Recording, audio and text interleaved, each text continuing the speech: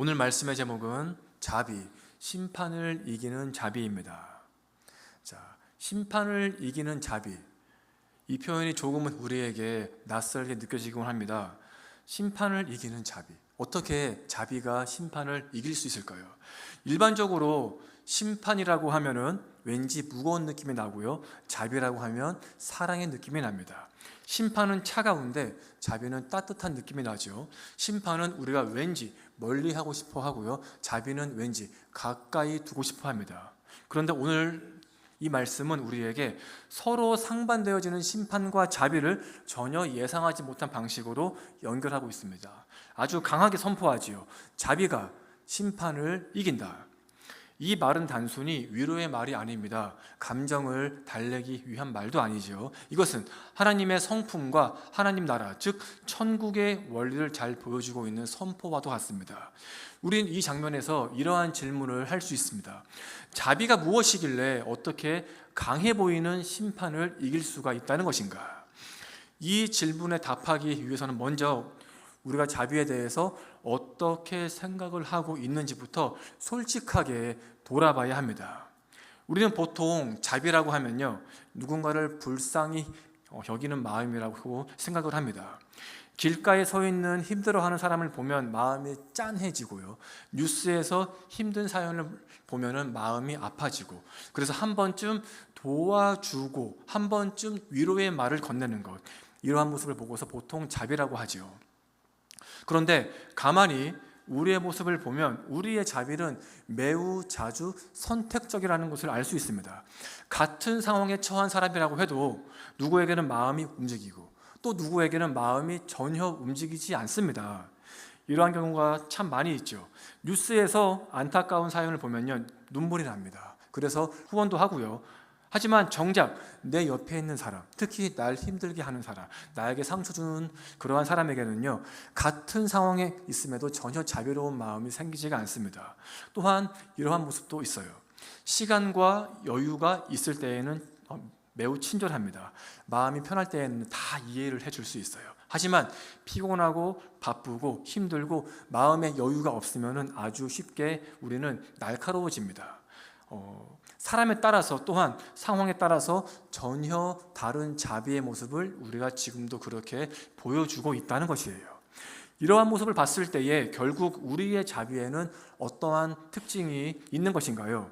내 감정, 내 상태, 또한 나의 기준에 따라서 움직이는 자비라는 것입니다.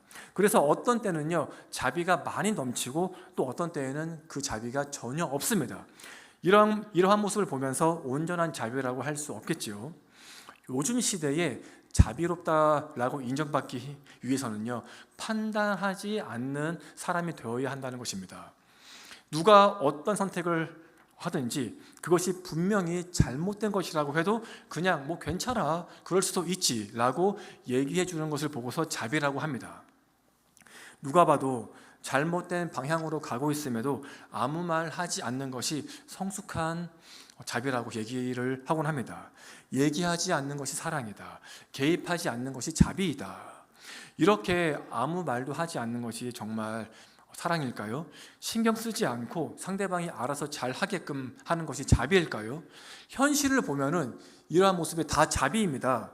가정에서, 교회에서, 또한 사회에서, 더 나아가서 인간관계를 볼 때에도요, 특히 신앙생활을 할 때에도 그렇습니다. 누군가가 분명히 잘못된 길로 나아가고 있음에도 아무 말도 하지 않아요. 그냥 보고만 있습니다. 이유는 단 한 가지지요. 상처받을까 봐, 괜히 이 관계가 깨질까 봐, 그래서 그냥 둡니다. 괜히 말 꺼냈다가 어색해질까 봐 그냥 넘어가죠. 신앙적으로 분명히 올바로 잡아야 할 부분이 있음에도 불구하고 사랑으로 덮자는 이러한 말로 그냥 넘어갑니다. 상대방을 위한 것이라고는 하지만 사실은 사랑이 아닌 불평과 갈등을 피하고 싶은 마음이 더 클 때가 우리에게 자주 있습니다. 자, 이렇게 되면은 어떤 일이 벌어질까요? 겉으로 볼 때에는 매우 평안해 보입니다. 갈등이 없는 것처럼 보입니다. 다 잘 지내고 관계가 좋은 것처럼 보일 수밖에 없지요. 하지만 실제로 점점 무너지고 있는 것입니다. 우리가 분명히 알아야 할 것은 이러한 모습은 결코 자비가 아닙니다. 책임을 회피하는 것밖에 되지 않습니다. 그렇다고 해서 꼭 다 얘기해야 한다는 건 아닙니다. 내가 책임질 수 있는 이러한 말들만 해야 한다는 것입니다. 한쪽 얘기만 듣고 사실 확인도 해보지 않고 얘기한다면 관계 당연히 깨지겠죠. 내 생각이 맞다고 확신하면서 사실이 아닌 이야기를 사실처럼 얘기한다면 그것은 나 자신과 상대방을 속이는 것이고요. 상대방이 얘기한 것에 대해서 괜히 한마디를 더해서 비꼬거나 아무것도 아닌 것에 혼자 흥분하면서 상대방을 정죄하면서 딴지를 걸면 신뢰가 점점 깎일 수밖에 없는 것입니다. 즉 내가 한 이 말에 한마디를 하더라도 끝까지 책임질 수 있는 말을 해야 한다는 것입니다. 그래서 누군가에게 어떤 중요한 이야기를 하기 전에 반드시 한 번 더 생각해야 하고 한 번 더 기도해야 하고 예수님이라고 하면 과연 어떻게 얘기했을까? 라고 하면서 한 번 더 말씀을 보고 결정하는 이러한 신중함이 우리에게 반드시 있어야 합니다. 이러한 이유 때문에 상대방이 상처받지 않게 얘기하는 것, 내가 상대방에게 신뢰를 잃지 않게 얘기하는 것이 결코 쉬운 것이 아닙니다. 한 아버지가 있었습니다. 자식이 점점 엇나가고 있었어요. 해야 할 일은 하지 않고 공부도 하지 않고 자기 하고 싶은 대로 살았다고 합니다. 어머니가 보다 못해서 아버지에게 이렇게 얘기했다고 하죠. 이제는 좀 올바로 잡아야 하지 않겠어요? 그런데 남편이 이렇게 말합니다.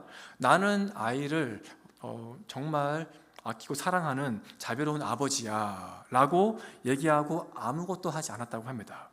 처음에는 아이가 정말 좋아하겠죠. 간섭이 없으니까요.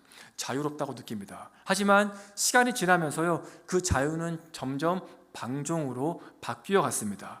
아이의 삶이 점점 더 자기 중심적으로 나아갔고요. 결국에는 손을 쓸 수 없을 만큼 더 큰 문제에 빠지게 되었다고 합니다. 자, 이것이 자비인가요? 아닙니다. 그저 방치입니다. 사랑이 아니고 방임이에요. 좋아 보이고 평화로워 보이고 아름다워 보이지만 이건 결코 자비가 아닙니다. 참된 자비는 솔직히 그렇게 편하지가 않습니다. 때론 갈등을 감수해야 합니다. 왜냐하면 자비의 목적은 편안함이 아니라 살리는 것이기 때문이죠. 말씀이 강조하는 자비는 상대의 형편을 깊이 이해하고 아무런 대가를 바라지 않고 심지어는 내가 희생을 감수하면서까지 도움과 행동으로 이어지는 사랑, 이것이 바로 말씀에 강조하는 자비입니다. 즉 자비는 반드시 행동으로 나타나야 한다는 것입니다. 그리고 그 행동을 하기 위해서는 행동에 대한 나의 진실과 확신이 반드시 필요합니다. 왜냐하면 진실과 확신이 없는 자비는 자비의 탈을 쓸 교만이고요, 상대방을 이용한 자기 만족에 불과하기 때문입니다. 이와 같이 자비는 우리의 마음과 생각에서 출발하지만 반드시 우리의 삶을 통하여서 이루어집니다. 그 자비가 확신과 올바른 믿음 위에 설 때에 그 자비의 삶이 흔들리지 아니하고 하나님의 인도하심에 순종하면서 지속되어질 수 있습니다. 오늘 말씀을 통해서 우리가 분명히 알 수 있는 것은 자비와 믿음은 결코 분리할 수 없다는 것입니다. 우리는 쉽게 나는 믿음이 있다, 나는 믿음이 좋다, 오랫동안 주님을 믿어왔기 때문에 나는 참된 믿음을 가지고 있다, 이러한 얘기를 자주 합니다. 예배하고 찬양하고 기도하고 하나님을 안다고 자주 얘기하죠. 그런데 우리의 삶 속에서 용서하지 못하고 품지 못하고 도와주지 못하는 삶을 살 때에 우리에게 말씀은 이렇게 다시 묻습니다. 그 믿음이 과연 지금도 살아서 역사하는 그러한 믿음인가? 자비는 단순한 인간적인 감정이 아닙니다. 기분이 좋을 때에만 하는 어떤 친절도 아니고요, 내가 편할 때에만 하는 어떠한 배려도 아닙니다. 하나님의 사랑을 받은 그 마음에서 우러나오는 성령의 열매입니다. 여기서 놀라운 것은 그 자비가 바로 심판을 이긴다는 것입니다. 그렇다면 우리가 이러한 질문을 할 수 있겠죠. 어떠한 자비가 심판을 이기는 것인가? 그리고 그 자비는 우리의 삶에서 어떻게 나타나야 하는가? 오늘 말씀에서 심판을 이기는 두 가지의 자비를 볼 수 있습니다. 먼저 어떤 자비가 심판을 이긴다는 것인가요? 함께 읽겠습니다. 를 행하지 아니하는 자에게는 긍휼 없는 심판이 있으리라. 아멘. 우리가 이 말씀에서 주목해야 할 부분은 바로 행하지 아니하는 자입니다. 행하지 아니하는 자. 말씀은 자비에 대해서 분명히 행하는가 아니면 행하지 않는가로 나누고 있습니다. 즉 자비는 감정이 아니고 선택과 행동이라는 것을 강조하고 있는 것입니다. 어떤 분이 길을 걷다가 넘어진 사람을 봤다고 합니다. 마음이 너무 안타까워서요, 그 앞에 딱 서서 이렇게 얘기했다고 해요. 아, 진짜 안타깝다. 어떡하냐. 이렇게 얘기한 후에 넘어진 사람의 손을 붙잡고 진심으로 기도해주고 조용히 슬퍼하면서 그냥 갔다고 합니다. 자, 이 행동에 대해서 과연 어떻게 생각을 하십니까? 아, 정말 잘했다. 사랑이 넘친다. 알맞게 행동했다. 라고 얘기할 수 있을까요? 이게 자비일까요? 네, 손잡고 기도했고요, 안타깝게 여기는 마음도 있습니다. 그런데 그 사람은 아직도 그 바닥에 누워 있어요. 바뀐 것이 아무것도 없습니다. 우리가 알게 모르게 이러한 행동을 하고 있지는 않습니까? 마음은 정말 크게 있는데 우리의 손과 발은 움직이지 않는 모습. 생각은 정말 크게 있는데 행동이 전혀 없는 모습. 이러한 우리의 삶에 대해서요, 오늘 말씀은 분명하게 얘기합니다.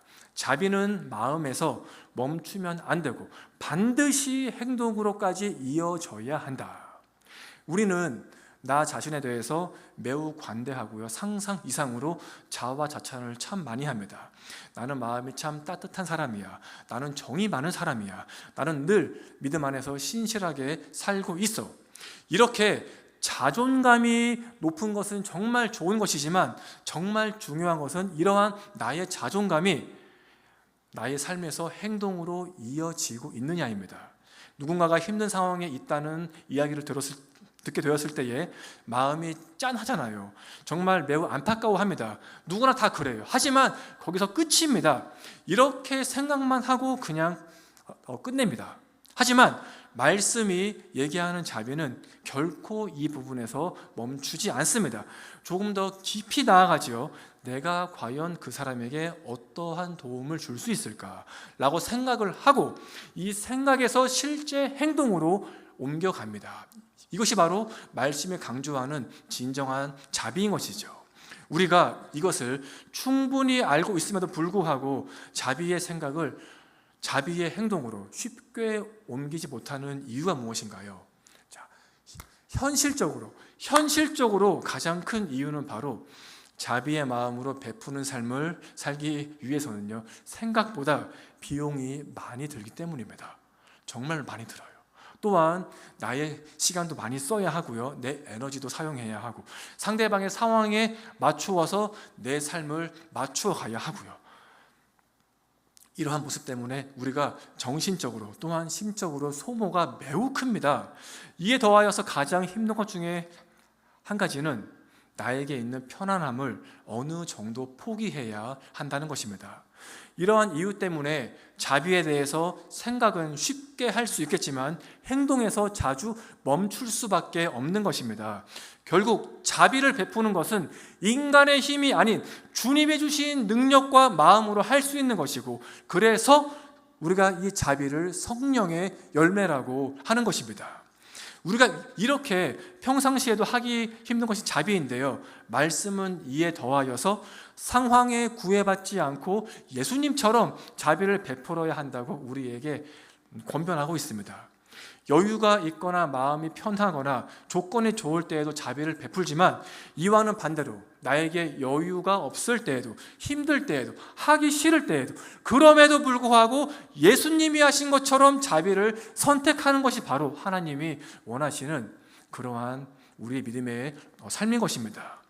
우리가 지금도 매일마다 경험하고 있는 것처럼 우리에게 주님이 베푸신 이 자비도 말로만 끝나는 자비가 아니잖아요. 하나님이 우리를 보시면서 불쌍히만 여기셨다 라고 끝나지 않습니다.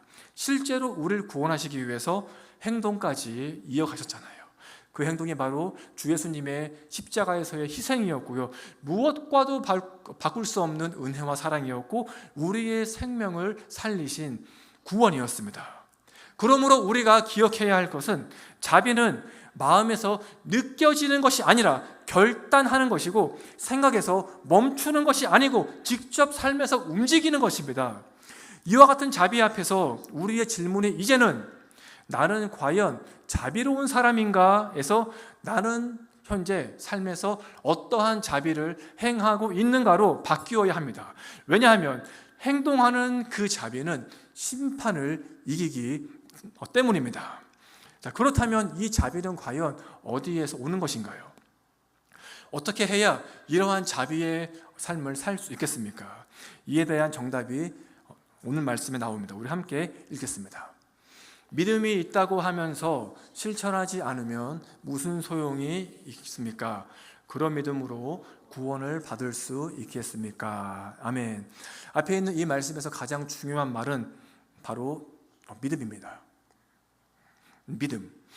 우리가 삶에서 사용하는 이 믿음이라는 말의 의미는요, 단순히 생각으로 동의하는 것이라고 알고 사용하고 있습니다. 하지만 말씀에서의 믿음의 의미는 하나님을 향한 전적인 신뢰, 의지, 또한 나의 모든 삶을 맡기는 것을 의미합니다. 즉, 참된 믿음은 하나님이 계신 것을 안다 해서 끝나는 것이 아니라 하나님을 신뢰하기 때문에 주님의 뜻에 맞추어서 사는 것, 이것까지 반드시 포함이 되어져야 한다는 것이죠. 즉, 참된 자비와 참된 믿음의 공통점은 반드시 마음에서 행동으로 옮겨져야 한다는 것입니다.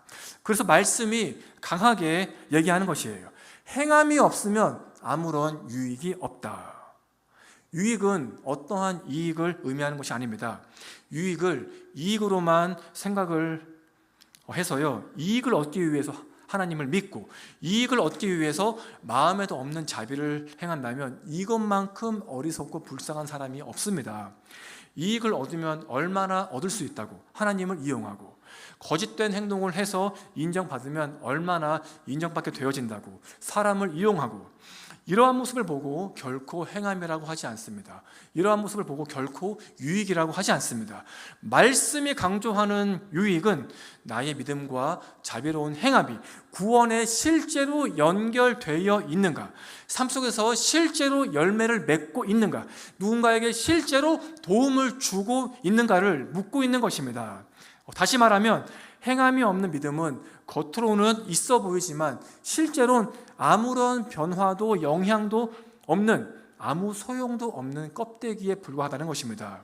바리새인처럼 보여주는 이러한 신앙밖에 될 수밖에 없다는 것이죠. 이와 같이 껍데기에 불과한 믿음을 가지고 있다면 구원받을 수 있을까요? 절대 구원받지 못하기 때문에 그러한 믿음이 능히 구원받을 수 있겠는가라고 말씀이 한 번 더 강조하고 있는 것입니다. 자, 구원의 의미가 무엇인가요? 건져내다, 회복시키다, 온전하게 하다입니다. 여기서 중요한 것은요, 이 구원의 의미를 보면 과거형도 아니고요, 또한 앞으로의 미래형도 아닙니다. 현재형입니다. 현재형. 참된 구원은 단지 미래에 천국에 가기 위한 것이 아닙니다. 지금 이 순간 우리의 깨어진 마음을 회복시키고 우리의 무너진 삶을 다시 세우며 하나님과 동행하며 날마다 변화되어 가는 삶을 사는 것, 이것이 바로 진정한 구원의 삶인 것입니다. 즉, 우리가 자비를 베풀고 우리의 믿음을 행동으로 반드시 옮겨야 하는 이유는 행함이 없는 믿음은 누구도 변화시키지 못하고 그 삶을 회복시키지 못하며 결국에는 구원도 받지 못하기 때문입니다. 자, 그렇다면 이와 같은 자비는 과연 어디에서 오는 것인가요? 자비는 인간의 어떠한 힘이 아닌 살아있는 믿음에서 흘러나오는 성령의 열매인 것을 절대 잊지 마시기 바랍니다. 하나님을 진정으로 신뢰하는 사람은 하나님의 성품을 담게 되고요, 그 결과로서 자비가 삶을 통하여서 보여지게 될 수 있다는 것입니다. 그러므로 자비가 없는 삶과 행함이 없는 믿음의 삶은 단순히 개인적인 어떤 성격의 문제가 아니고요, 우리의 이 믿음의 상태를 반드시 점검해야만 한다는 것입니다. 왜냐하면 참된 믿음은 반드시 행동으로 나타나기 때문입니다. 우리는 늘 나에게 믿음이 있다고 얘기하는 데에 익숙해져 있습니다. 하지만 이 말씀은요, 우리에게 한 단계 더 깊이 이렇게 묻고 있습니다. 너에게 있는 그 믿음이 삶에서 지금도 움직이고 있냐? 지금 나에게 있는 그 믿음이 용서로, 섬김으로, 또한 자비의 행동으로 지금도 이어지고 있습니까? 만약에 그렇지 않다면 아직은 실망해서는 안 됩니다. 왜냐하면 그것은 믿음이 없는 것이 아니고요, 아직 잠들어 있는 믿음이 될 수가 있고요, 아직은 움직이지 않는 그러한 믿음이 될 수 있기 때문입니다. 그러므로 우리가 구해야 할 것은 더 많은 지식이 아닌 행동으로 이어지는 신앙, 자비를 베풀 수 있는 그러한 믿음이 되어야 할 줄로 믿습니다. 참된 믿음 위에 세워진 자비만이 언제나 흔들리지 않으며 결국에는 심판을 이기는 자비로 나타나게 될 것입니다. 유대인들이 무시하고 정죄하고 또한 피했던 사마리아 여인에게 예수님이 직접 찾아가셔서요, 그의 마음을 어루만지시고 사랑으로 감싸 주셨습니다. 사랑과 자비가 담긴 말 한마디와 행동 하나를 통하여서 피폐해 있던, 이미 영적으로 죽어 있었던 그 사마리아 여인이 다시 한 번 더 새 생명을 얻게 되었지요. 정죄는 누구나 할 수 있습니다. 상대방을 짓밟고 의인처럼 행동하는 것, 이것만큼 쉬운 것이 없습니다. 분노와 험담, 얼마나 재밌습니까? 욕심 부리고 이익만을 구하는 것도 누구나 다 할 수 있습니다. 하지만 누구나 할 수 있음에도 다 그렇게 하지 않는 이유는요, 참된 믿음이 우리 안에 있기 때문입니다. 자비를 베풀고자 하는 마음이 우리의 삶을 지금도 이끌고 있기 때문입니다. 이와 같은 자비가 심판을 이긴다는 것이죠. 자비가 심판을 이긴다는 것은 하나님이 우리의 삶을 오직 심판으로만 끝내지 않으시고요, 우리가 구원받을 수 있도록 다시 한 번 더 회개할 수 있도록 자비를 베푸신다는 의미입니다. 즉 심판을 이기는 자비는요, 죄를 없던 것으로 하는 것이 아니라 죄 가운데 있는 사람을 포기하지 않는 것입니다. 정죄로만 끝내는 것이 아니라 회복할 수 있는 그 기회를 우리가 받는 것입니다. 심판은 사람을 다 멈추게 하지만 자비는 사람을 변화시키기 때문에 결국 이 자비가 심판을 이기는 것입니다. 오늘도 우리가 판단과 정죄가 아닌 자비를 선택하는 그 한 걸음이 누군가의 삶을 다시 회복시키고 결국 우리의 삶도 다 변화시키고 오직 주님의 길로 이끈다는 것을 언제나 믿고 고백할 수 있기를 간절히 원합니다. 그리함으로써 주님이 베푸시는 그 자비의 마음을 우리 마음에 품고 언제나 주님 안에서 승리할 수 있기를 간절히 원합니다. 십자가의 삶을 통하여서 우리에게 십자가의 은혜와 자비를 베푸신, 구원을 베푸신 주님의 그 크신 은혜를 기억하면서 오늘도 나도 우리 옆에 있는 모든 주님의 자녀에게 그 크신 은혜와 자비를 베풀 수 있는 삶이 될 수 있기를 주님의 이름으로 간절히 축복합니다.